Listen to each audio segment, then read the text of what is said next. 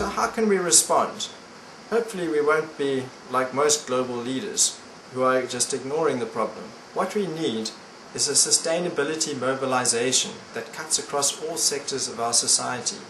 We need a move towards sustainable agriculture, sustainable industry, sustainable transport, and so on. We need to decouple our economic development from our energy consumption. And fundamentally, we need to realign our cultural values with reality. Sustainable energy. South Africa is blessed with amongst the best solar resources of any country in the world, and we definitely need to harness more of this energy. We can do this through installing solar photovoltaic panels, although they're still expensive at the moment. The prices are coming down as the technologies improve and more such units are produced. Concentrated solar power plants, like those built in Spain, have great potential for harnessing the sun's energy. South Africa has reasonably good wind resources, and a number of companies are putting up wind turbines. Sustainable transport gives us many options. First and foremost, we need to walk more, but for that we need safer conditions. Cycling is the most energy efficient form of human transportation.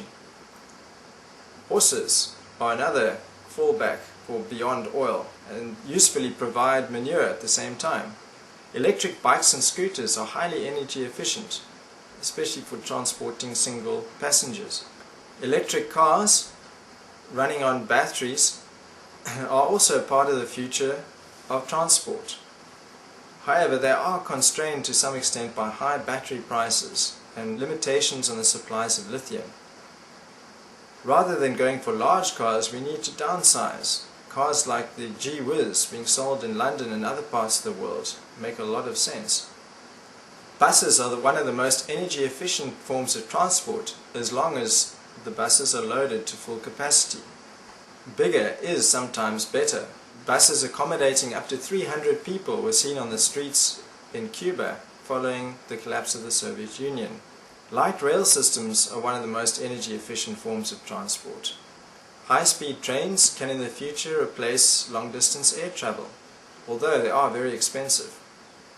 If we compare the energy costs of various modes of passenger road transport, we see that the best include light rail trains, battery electric buses, and electric scooters and bicycles.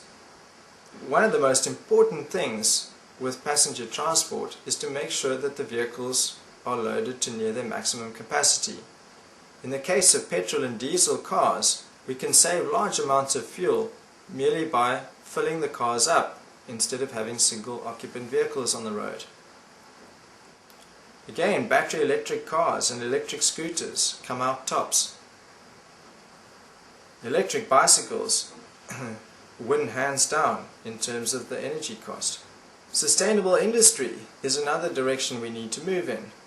This will involve replacing finite resources with renewable materials, recycling our waste products, changing linear flows into circular flows that emulate ecological processes.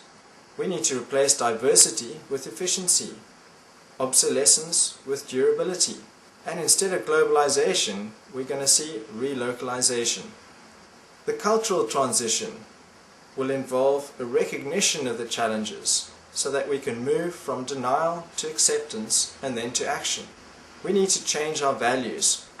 We need to replace materialism with sufficiency, competition with cooperation, hoarding with sharing, and individualism with community.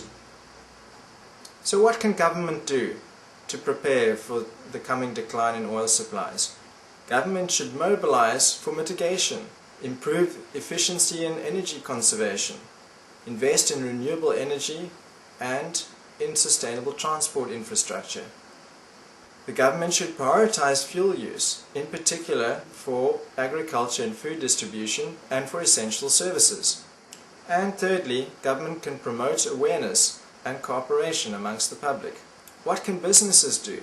Firstly, plan for much higher oil prices, rationalize their logistics chains, source materials more locally, Promote flexible work schedules, telecommuting and carpooling. Invest in energy efficiency. Reduce their debts. What can individuals do? Firstly, we need to educate ourselves and others. We need to reduce our oil dependency and our debt. We can adopt more sustainable lifestyles. Localize our activities, telecommute, carpool, reduce, reuse, recycle and repair. We need to grow or source our food more locally. We need to acquire useful skills and build resilient communities. So, to conclude, peak oil is now. We are at the top and we need to make our preparations. The impacts will intensify over the coming years, exaggerating what we've been seeing over the last few years. Mitigation, however, can ease the transition to sustainability that the world needs to undertake. Thank you for listening, and use this as an opportunity to move towards a more positive future.